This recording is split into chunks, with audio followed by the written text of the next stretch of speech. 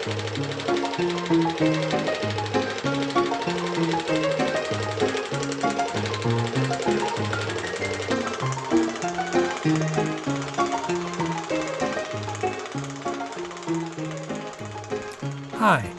welcome to Matinees on Main Street, the podcast that tells the story of the movies from the beginning. My name is Alan, and today we'll discuss George Eastman and his camera film.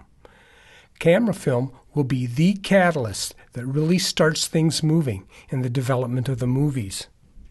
Before the main incidents of this episode happened, cameras had advanced to the point where they could take several pictures in rapid time, but photographers were limited to how many images they could place on the glass plate. After today's episode, the answer would be that the numbers were endless if you used strips of film. If collagen-coated glass plates had remained the medium of preference for photographers, then things wouldn't have gone much farther in the development of photographing movement, and this podcast would have stopped right here. It was the creation of film as a photographic medium that made it possible to continue this development of photography towards the capturing of individual images of movement in sequence. Only long strips of photographic medium could have done that. Until the late 1880s, cameras were limited by the use of the glass plates. For the vast majority of photographers, this didn't matter. They took their images one by one, and with the arrival of the dry plate, professional photographers no longer were at the mercy of a drying collodion. The wet plate process had been rather slow in its reaction to light.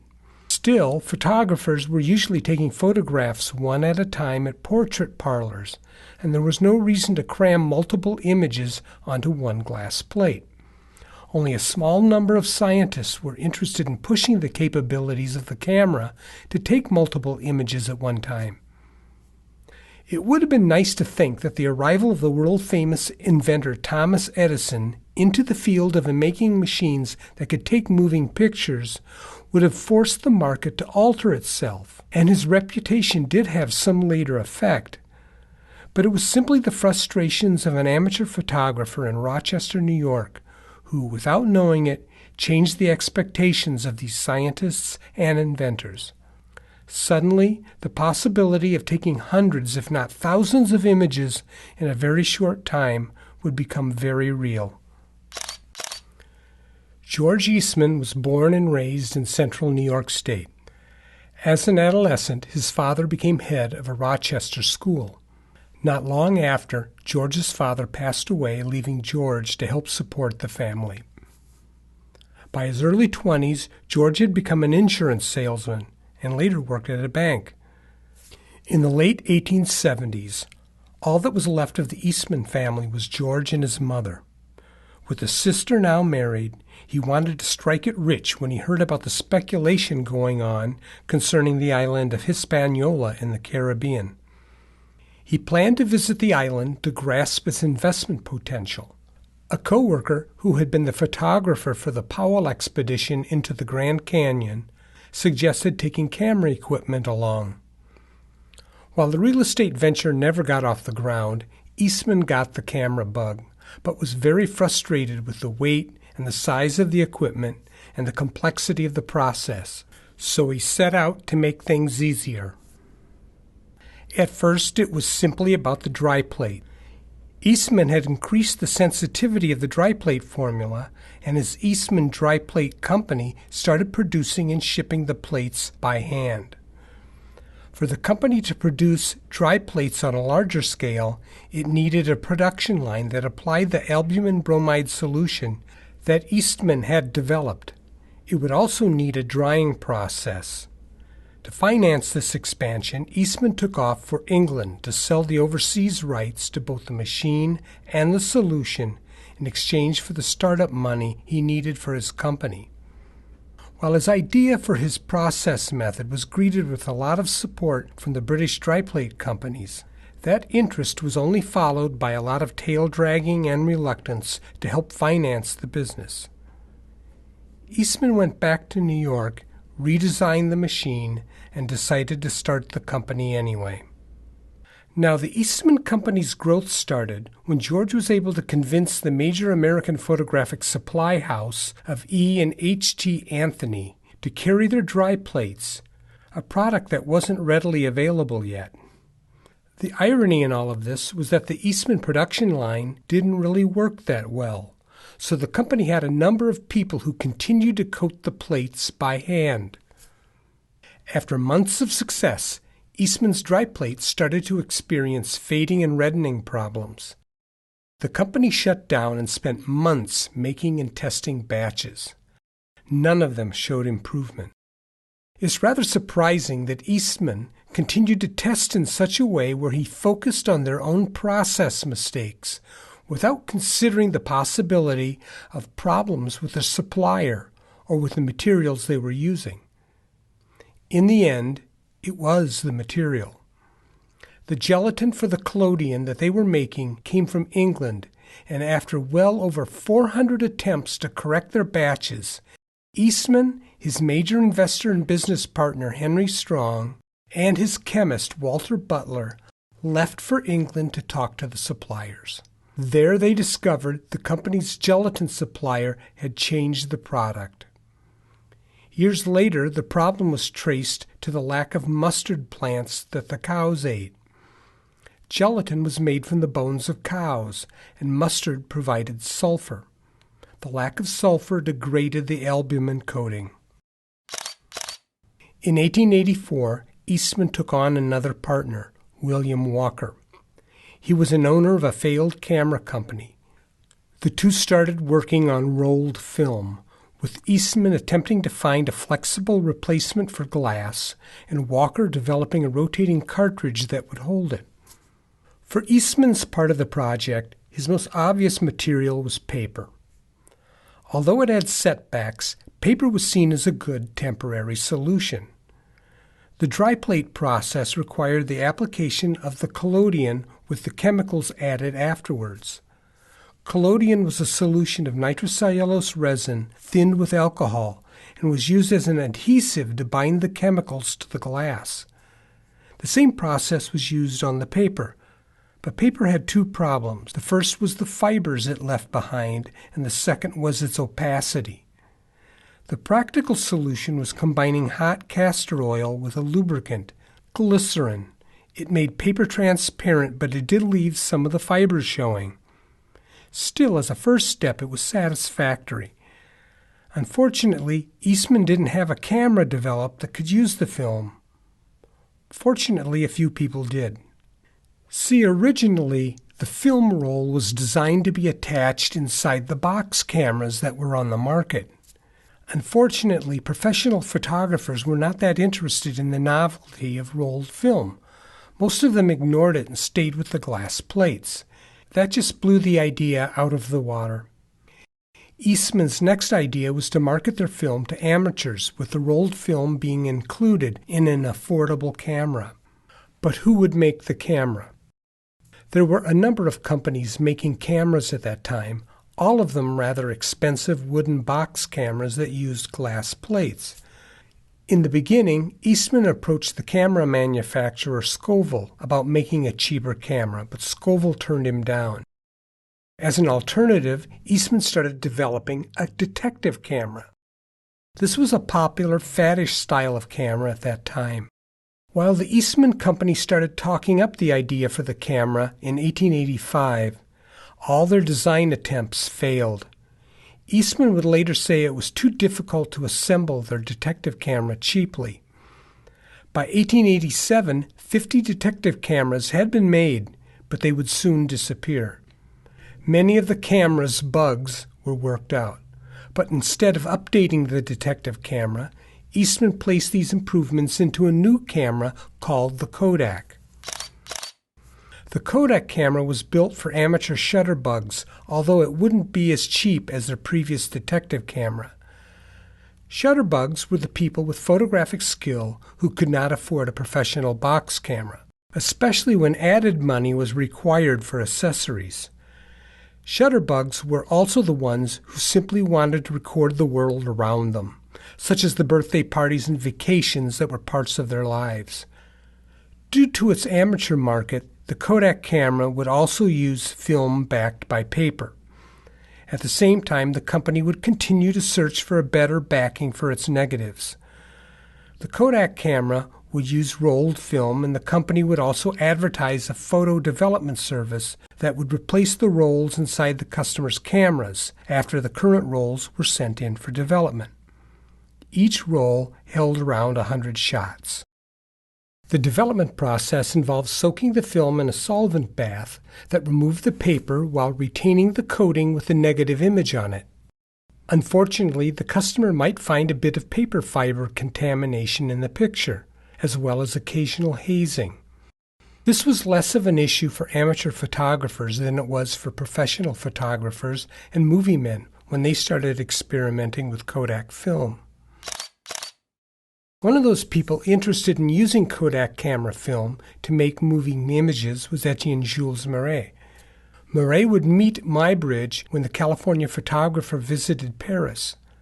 After meeting him, Marais built a photographic gun to take pictures of moving animals. The camera could shoot multiple images within a second and store these images on an octagonal glass plate. The news that the Eastman dry plate company was now offering flexible film gave Marais pause. He had been buying his glass plates from the French company run by the Lumiere brothers, but Eastman's offer tantalized him. He ordered a few rolls in order to see if it would improve his studies. Marais did have to make some changes to the camera, and he had to split the film in half in order to conserve film. The width of Kodak film was 2 5/8 inches. That comes to around 66 millimeters. When Marais split the film in half, it became roughly 33 millimeters, which would soon be rounded up to 35 millimeters. That half size would soon become the standard size for camera film all over the world. Technically, both the glass plate and the strip of film stored their images sequentially, but the film strip provided many more images, and when he started to link the two halves together, Marais could shoot well over 100 images at one time. The Eastman Dry Plate Company continued to look for a good transparent backing to replace the paper on its film roll. At the time, the obvious replacement was celluloid. Celluloid was a branded product created as a cheap alternative to ivory in making billiard balls and was commercially available in the early 1870s.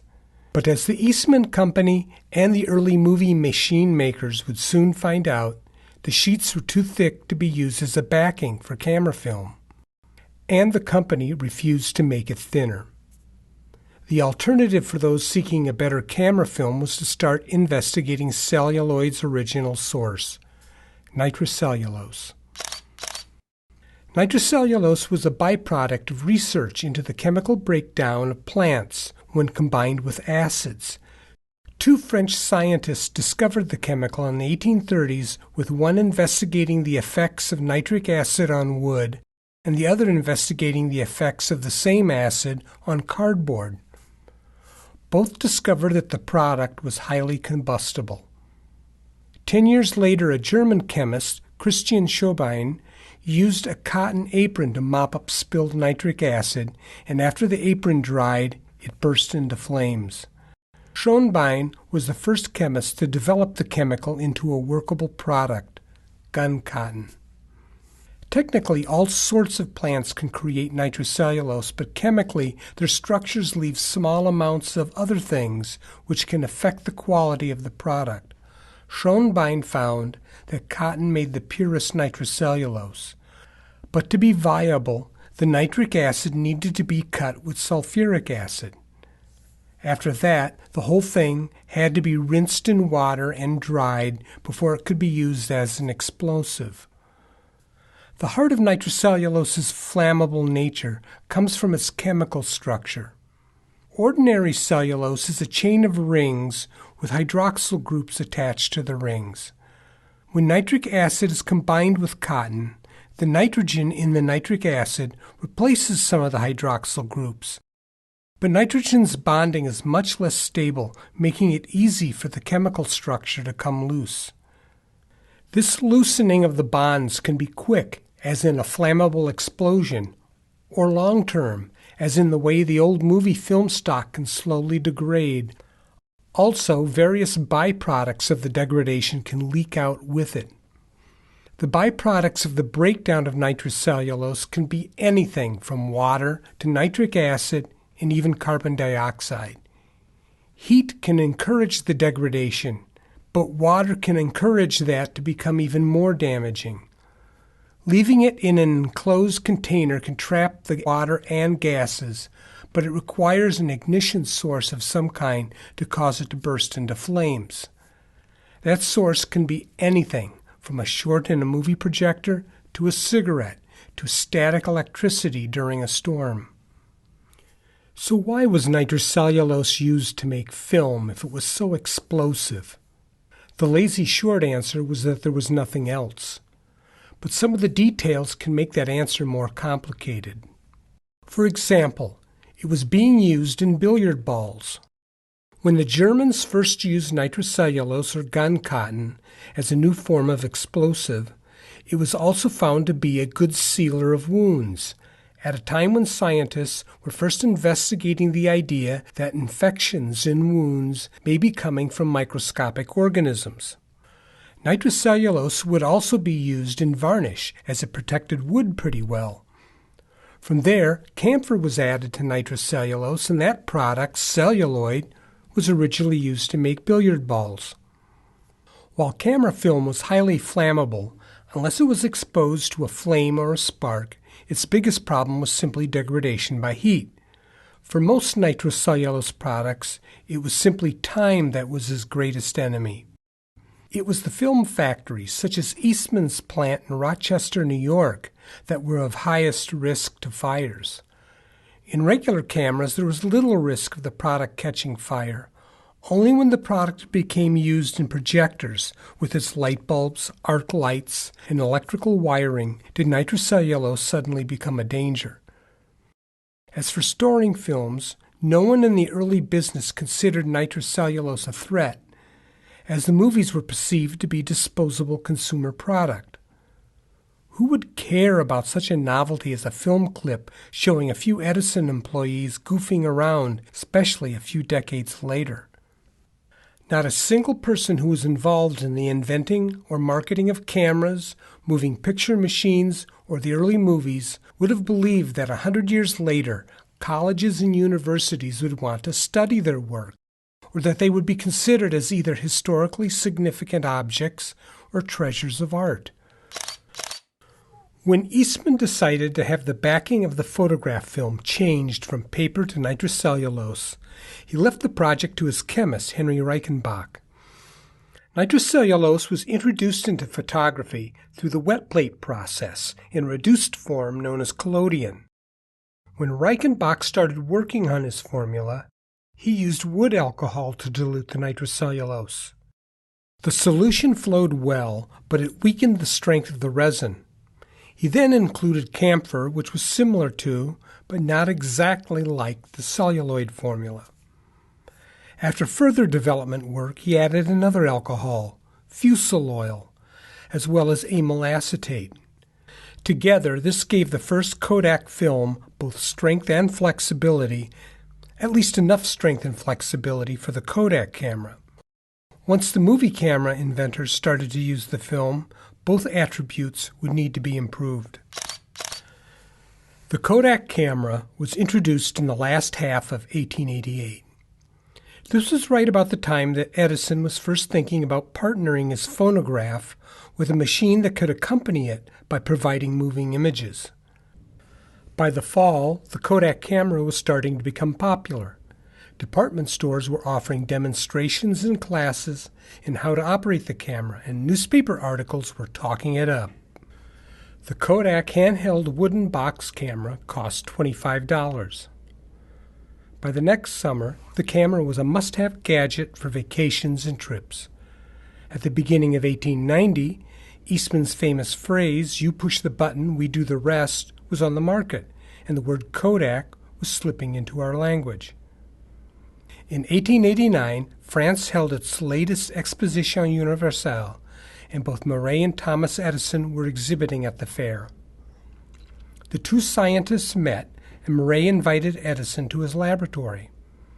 There, Murray showed his photographic gun, which stored its images on Kodak film.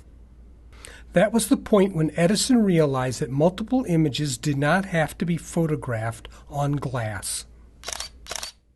George Eastman was oblivious to the growing interest that the various developers of the machines that would make moving pictures had for his film. Most of the camera world still depended upon glass plates, and Eastman's primary competition were glass plate companies. Still, a handful were already starting to make and sell film on their own, including Blair in Boston. Murray, Edison, and Auguste Leprince would all test rolls of Kodak film for use in their machines. They would unroll the film in the dark and cut it lengthwise to increase their footage. It's fair to say that these movie-making machines were not yet available, and no one had yet claimed a patent victory on them. Because of that, it was only natural that a businessman such as Eastman would not go out of his way to develop movie film. Why expand into a new market when that market didn't even exist? His focus was on the amateur photographer, and he was still far from having a saturated market. The photography market had started to mushroom just as things were getting busy in the development of the movies. Eastman knew which was the more stable market. The movie machine makers would need two types of film. They needed a film for the cameras that recorded the moving images, but they also needed a different one for the projector. The camera film would become the negative and required many of the same attributes that Kodak's regular photographic film had, although it needed to be longer, much longer. On the other hand, the projector film needed to be a positive and required a completely different chemical coating. It would also need to be not only as long as the negative film, it had to be tougher in order to stand the abuse and long run time of a projector. While this was all in the future, it was an issue that the inventors of the movie machines would have to deal with in the early 1890s. It's also an issue that Eastman would avoid as long as possible.